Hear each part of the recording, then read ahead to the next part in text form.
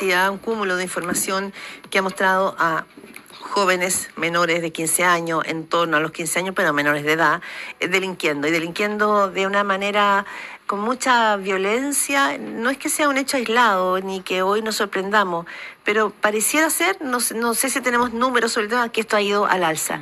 Y queremos profundizar sobre lo que significa, si esto es un fenómeno social, si esto es un fenómeno que está gatillado por factores muy puntuales o no. Es importante mirar también, ¿no es cierto?, esto desde otra perspectiva. Queremos hablar esta mañana con Marcelo Sánchez, gerente general de Fundación San Carlos de Maipo, justamente para mirar la radiografía, ¿no?, de estos jóvenes. Y queríamos darle la bienvenida porque la tenemos acá en estudio también, Connie. ¿Qué tal, Marcelo? ¿Cómo estás? Muchas gracias, Claudia. Muchas gracias, Marcelo, por estar acá. Muchas gracias por poner este tema en agenda. La verdad es que lo fácil es pensar en soluciones que realmente no son soluciones sostenibles y a veces criminalizamos y tratamos de tener una agenda mucho más dura, lo que es en buen chileno pan para hoy, hambre para mañana. Y es súper importante entender las causas y qué es lo que ha estado pasando durante todo este último tiempo. Bueno, en ese sentido, Marcelo, la Claudia hablaba de una tendencia o da la impresión, y uno siempre dice, bueno, ¿qué dirán las cifras si tenemos cifras? Porque lo que hemos visto han sido casos muy horribles. Solo acordarnos de, por ejemplo, el crimen de este ciudadano francés en Chicureo, que en el asesinato, que era un robo primero, o sea, lo asesinaron, lo acuchillaron y después robaron, lo dejaron ahí, acuchillado, con toda la familia amarrada, y de ahí empezaron a robar en la casa. O sea, para que nos imaginemos la crueldad.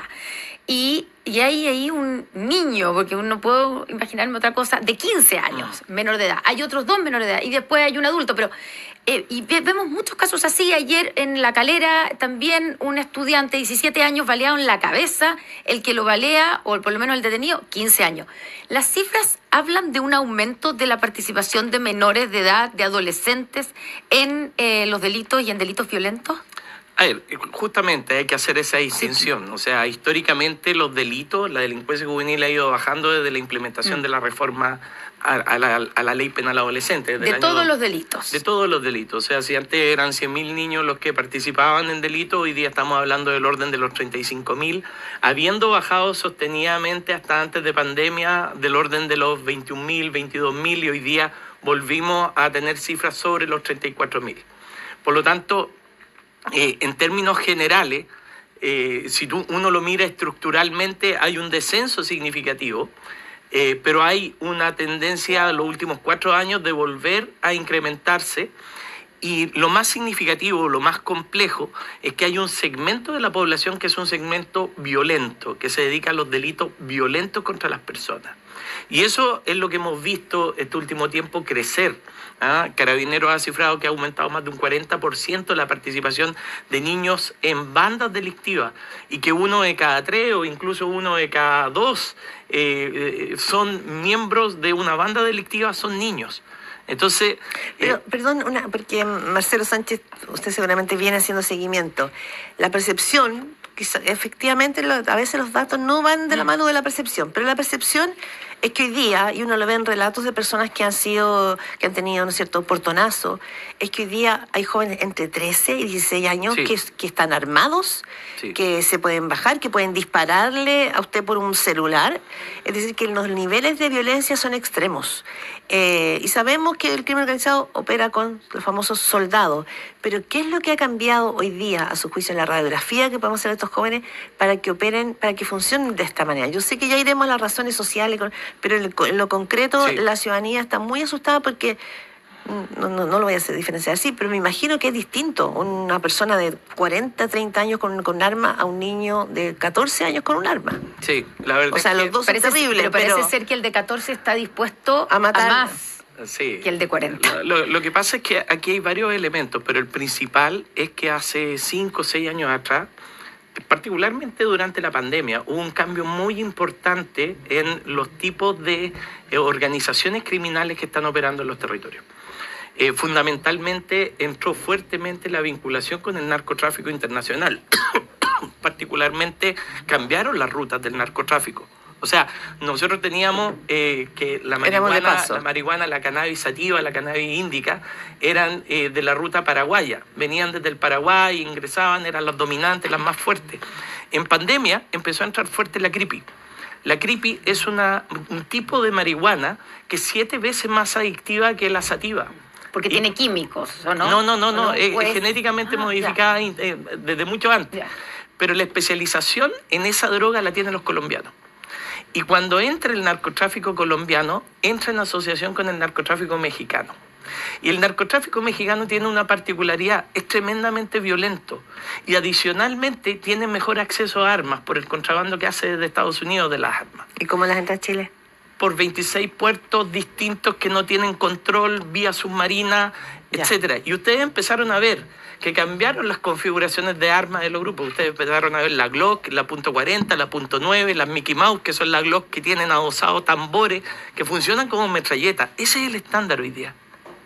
Y cuando ese estándar empieza a ocupar a estos carteles que tienen vinculación con el narcotráfico internacional, las armas modificadas, que eran las armas que usualmente usaban, empezaron a desplazarse hacia el segmento juvenil. Claro. Las hechizas que se le llaman. Las hechizas. Y entonces también empezó a pasar otra cosa que antes no pasaba con el narcotráfico local, digamos, que los niños en general eran utilizados como sapos. Muy poquitos los tenían como soldados, pero los niños eran sapos, eran periféricos. Los que avisaban si venía la patrulla de carabineros y cosas así. De repente, con este nuevo tipo de narcotráfico, los niños empezaron a asumir un rol mucho más protagónico. Les pasaron un fierro, que son estas armas modificadas, pero adicionalmente una práctica que tienen los grupos internacionales es involucrar la droga, el consumo con los niños. ¿Que lo hacen adictos? Los hacen adictos. Nace una nueva categoría de niños. Ya no solo están los soldados, están los zombies. Los zombies son los niños que reciben una remuneración en drogas que ellos mismos comercializan. Y por lo tanto, empiezan a participar en estos hechos delictivos con droga y con armas hechizas. No sé si alguna vez les ha tocado conocer cómo funcionan las armas hechizas, pero se modifican y el cañón del arma hechiza, cuando dispara, la bala sale a cualquier lado. Por lo tanto, la letalidad es segura. Una persona drogada con un arma hechiza no tiene ningún grado de racionalidad. ¿Sabemos, Marcelo Sánchez, qué tipo de droga es la que están ocupando con estos jóvenes soldados? Pues imagino que es bien distinto, no sé, me imagino que los tipos de droga, mientras más química, porque algunas serán más eufóricas, otras serán más violentas, otras serán, no sé. Mira, siempre lo que pasa es que hay distintos tipos de droga y fundamentalmente la gran mayoría de los chicos que delinquen con droga lo hacen con drogas lícitas.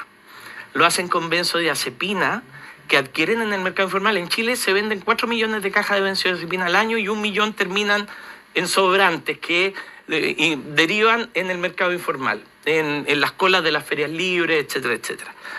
Y la mezcla de benzodiazepina con alcohol tiene el efecto paradójico. Las benzodiazepinas te bajan el ánimo, te deprimen, por así decirlo. Sí. Pero cuando tú las mezclas con alcohol tienen el efecto paradójico que es similar al de la cocaína durante 15-20 minutos. Por lo tanto, tú mezclas clona con alcohol, tú mezclas bromazepam con alcohol, lorazepam, etcétera, con alcohol, y el efecto es gatillante de una euforia inmediata. Y eso es lo que están usando los chicos cuando consumen. Otros que ya tienen un hábito de consumo distinto, que no es para la ocasión de robo, usan mucho la tusi. La tusi ha entrado muy fuerte. La tusi es un analgésico, se usa básicamente un anestésico para los caballos que lo mezclan con jugo yupi. No es la tusi de Europa. No es esa cocaína rosada que... se le llama la cocaína rosada porque tiene un efecto muy similar, solo que es más depresiva. De todas maneras tiene un efecto más aletargante después de que pasa el pic de la tusi. Y hoy día, lamentablemente, una alerta que fue, no digamos desestimada, pero no fue tomada con el riesgo que significa, ya está entrando el fentanilo. El fentanilo en ampolla ya se está mezclando con tusi. Y yo creo que las primeras víctimas que vamos a tener de esa mezcla son niños.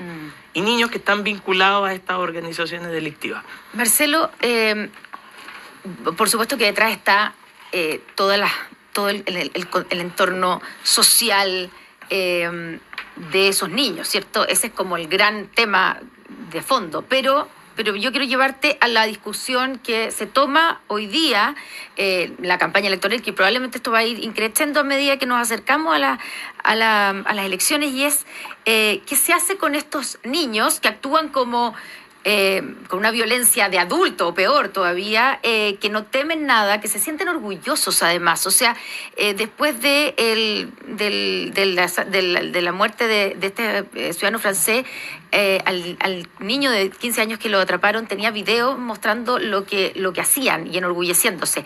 Y entonces empieza la discusión de hay que bajar la edad de la responsabilidad penal. Evelyn Matei, por nombrar a alguien, dijo que hay que bajarla, que saben perfectamente lo que hacen, incluso que a los 18 años parten con un prontuario limpio porque no se suma lo que hicieron antes de los 18. Ya hay niños que los toman detenidos a los 16, 17 y tienen un prontuario enorme, pero ¿qué no pasa después para cuando cumplen 18? Y esos niños habría que tratarlos como adultos. ¿Qué se les responde? Tú que trabajas con ellos, que conoces ese mundo, ¿qué se les responde a ese tipo de propuestas? ¿Qué es la que van a salir? A ver, yo creo que es súper comprensible lo que empieza a pasar con la gente. También empieza a pedir respuestas mucho más duras, etcétera. Pero acá hay que ser honesto con la ciudadanía, hay que mostrarle la evidencia, hay que mostrar los resultados. No se le da un paracetamol a una persona que tiene cáncer. O sea, acá hay que mirar, por ejemplo, la Universidad de Edimburgo lleva más de 30 años haciéndole seguimiento longitudinal a niños desde los 12 a los 35 años para saber qué es lo que pasó. El estudio de la Susan McVie, 4.300 niños, y logró determinar que el contacto más temprano con los sistemas de justicia lo único que provocaba era un aumento en la probabilidad de trayectorias delictivas mucho más violentas. En Brasil se intentó hacer este experimento el año 2015, se hizo una reforma en la Cámara de Diputados y tuvieron la lucidez de decir, hagámoslo en algunos estados y en algunos estados no lo hagamos y veamos qué es lo que va a pasar. ¿Qué creen ustedes que pasó? Aumentó un 35% la delincuencia juvenil y la violencia juvenil, delitos mucho más graves. En la medida que bajaron la edad de imputación, en ese entonces se bajaba de 18 a 16. ¿Qué es lo que pasó? Que los que tenían 16 o más empezaron a cometer delitos mucho más violentos porque había contacto criminógeno. Ya en ese momento, Marcelo, ya en las cárceles y en los sistemas juveniles existía contacto con el crimen organizado. Y el umbral de edad más chico, o sea, los jóvenes que estaban partiendo, como cambió la responsabilización penal, el límite, aumentaron los delitos también más violentos. Entonces, estamos hablando que hay que tener mucho cuidado cuando se toman estas medidas. Incluso también considerar si nuestros sistemas de reinserción están aportando efectivamente. Pero hay un punto ahí, hablamos con Marcelo Sánchez, gerente general de la Fundación San Carlos de Maipo. Usted ha trabajado mucho con este tema. Es cierto lo que usted señala, puede haber evidencia y estudios importantes, ¿no es cierto?, que siguen a lo mejor la ruta de criminalidad a la que se ven expuestos los jóvenes. Pero también es cierto que para la gran ciudadanía no hay paciencia para mirar los factores sociales, los factores familiares, los factores educacionales, es decir, el problema sistémico que puede haber en la sociedad. Lo que quieren son respuestas rápidas y respuestas efectivas, porque esto puede ir solamente al alza también. Lo que estamos viendo es que esto ha crecido mucho, usted mismo lo relata, ¿no es cierto?, desde la pandemia en adelante, de las nuevas maneras de delinquir y de cómo finalmente son utilizados estos niños jóvenes. Entonces, yo entiendo cuáles son las políticas públicas de largo plazo, pero como usted dice, eso demora mucho. Pueden ser 30 años, 3 décadas, 2 décadas. ¿Qué se hace hoy día? ¿Qué se hace con ellos? ¿Cómo se puede intervenir? Porque en el debate que va a venir este año, el tema de la seguridad va a ser un tema muy relevante. Sí. Bueno, Evelyn Matei ya lo tomó, ¿no? La respuesta rápida rápida y eficaz no necesariamente van juntos. ¿Ah? O sea, podemos tener respuestas súper rápidas, metamos a los niños en las cárceles, ampliemos las penas, etcétera. No va a ser disuasivo, los niños no se disuaden. Hay un montón de evidencia de los años 60 que ha demostrado que los adolescentes no tienen percepción de riesgo. Por lo tanto, la verdadera percepción de riesgo que tienen los adolescentes es ser detenidos, no la pena que van a enfrentar. Ese es el primer punto. El segundo punto, nosotros tenemos que ir a las causas inmediatas y eso no significa pensar en 10, 20 años. Hoy día, ¿qué significa ir a las causas hoy día inmediatas? Interviniendo, por ejemplo, la familia con la terapia multisistémica se logra un desistimiento de delito de un 70 a un 80%. Y eso se está haciendo hoy día. Hoy día tenemos terapia multisistémica en el sistema Lazos, pero apenas para 2.900 cupos. O sea, menos del 10% de lo que se requiere realmente. Entonces, ¿por qué no invertimos decididamente en ese tipo de programas que tienen evidencia, que tienen resultados, que logran desistimiento? Los tribunales de tratamiento de droga también son tremendamente efectivos. Fíjate que cuando tú intervienes en la familia, la escuela, la comunidad, baja 5 veces la probabilidad de delincuencia de un niño, de reincidencia de un niño. ¿A qué edad hay que hacer eso? Para que sea efectivo, digamos. La verdad es que es mucho más efectivo en la medida que tú lo haces más temprano, incluso antes de que inicien trayectorias delictivas, que aborden los factores de riesgo con una agenda temprana de prevención social en la familia, en la escuela, en la comunidad, con programas basados en evidencia, no los que tenemos hoy día en Chile. Hoy día en Chile más del 50% de los programas de niñez son programas que apenas tienen resultados suficientes o incluso son malos. Y los programas de reinserción, según la DIPRES, ninguno tiene resultados positivos. Entonces, ¿cuál es el foco en esto? Tenemos que llegar antes. Estamos llegando demasiado tarde. Este tema no es cuánto más duro tenemos que ser. Este tema es cuánto antes tenemos que llegar. Estamos llegando tarde. Muy tarde. Marcelo, sí, lo que finalmente ha permeado acá a este contingente de jóvenes que son cooptados por el narco, como usted dice, se les entrega armas, son más violentos porque finalmente se empieza a establecer la violencia como una manera de operar. ¿Qué se hace con eso? Porque leía en algún minuto que en México, por ejemplo, los soldados no quieren dejar de ser soldados. ¿Sabe por qué? Porque finalmente ellos sienten que su perspectiva de vida, ellos dicen, entre vivir 60 años, 50 años, más o menos, prefiero vivir hasta los 24 viviendo bien, como un bacán, decían, como testimonio, lo veía en el país. Con acceso, con autos, con lujo. Hay una cultura también, ¿no? Que sí, es la claro, famosa. Y eso y yo no sé cómo eso se desactiva, cómo eso se cambia, porque esa cultura del lujo, de la ostentación, del poder, de sentirse poderoso con un arma, me imagino que para ellos esas violencias que para la ciudadanía es aterrador, para ellos casi como un triunfo.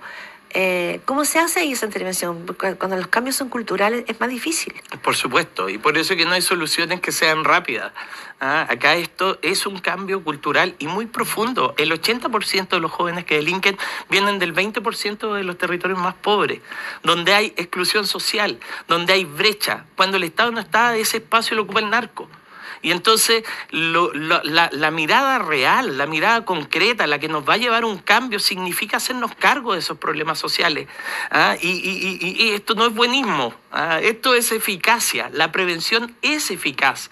Con prevención nosotros podemos incluso reducir el gasto público. Por cada $1 que tú inviertes en modelos como el Comunidades que se cuidan de la Universidad de Washington, retornan $10 por ahorro en hospitales y ahorro en cárceles juveniles. Los mismos programas de parentalidad, PMTO, Familia Unida, son programas dichos por el Nobel de Economía, James Heckman, que aumentan los ingresos autónomos de las familias más pobres. O sea, podemos luchar contra la pobreza con programas de parentalidad y son respuestas de corto plazo. La terapia multisistémica en un año logra desistimiento delictivo.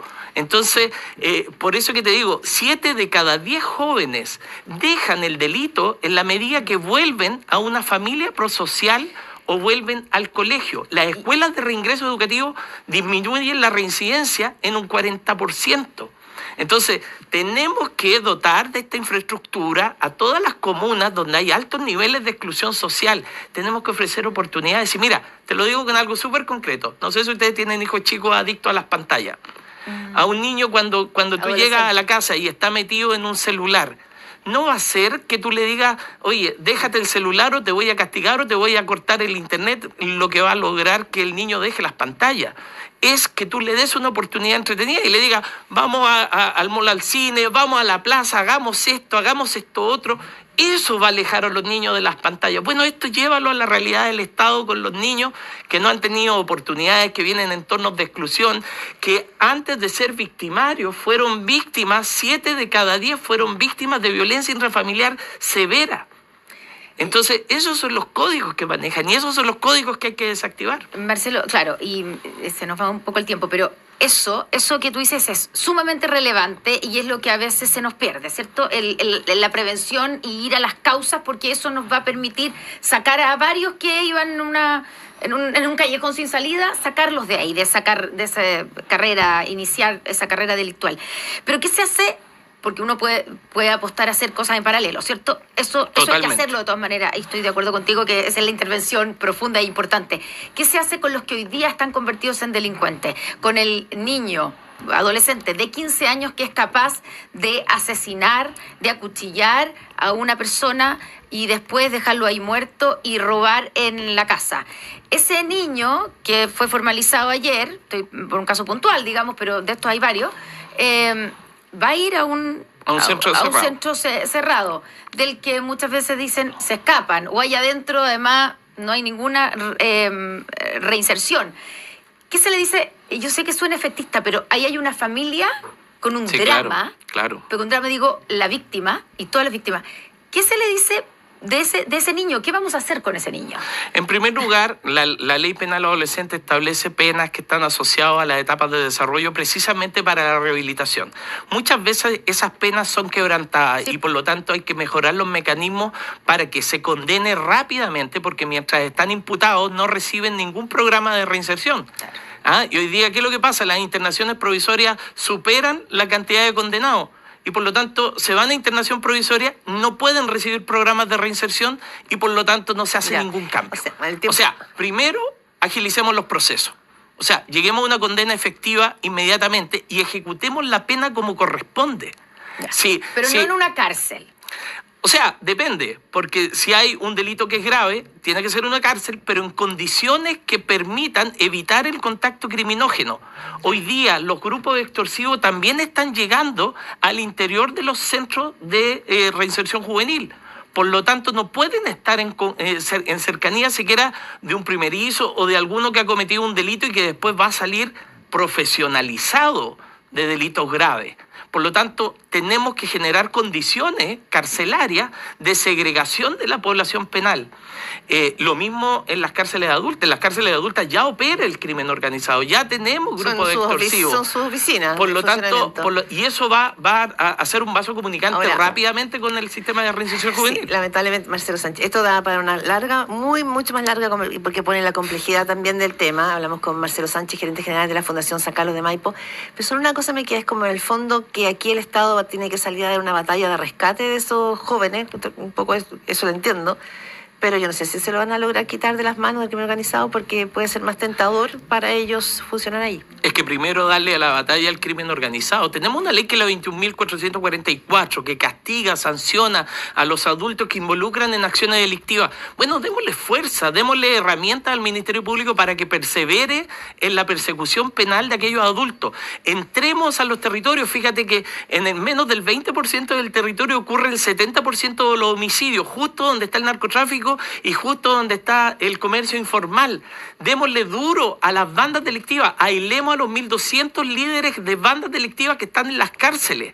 En la medida que los aislamos, en la medida que dejamos esas bandas en el territorio absolutamente solas, allanemos esos territorios, desarmemos esas bandas y una vez que hagamos eso, rescatemos a los niños. Que no nos pase, como nos ha pasado en otras veces, en algunas poblaciones donde hemos tenido mecanismos súper eficaces a nivel policial, terminan los papás, las mamás presos, se olvidan de los niños y 5 años después los niños son los líderes de las bandas. 8:30 de la mañana, Marcelo Sánchez, gerente general de la Fundación San Carlos de Maipo. Muchas gracias, Marcelo. Muchas gracias por venir hasta aquí también.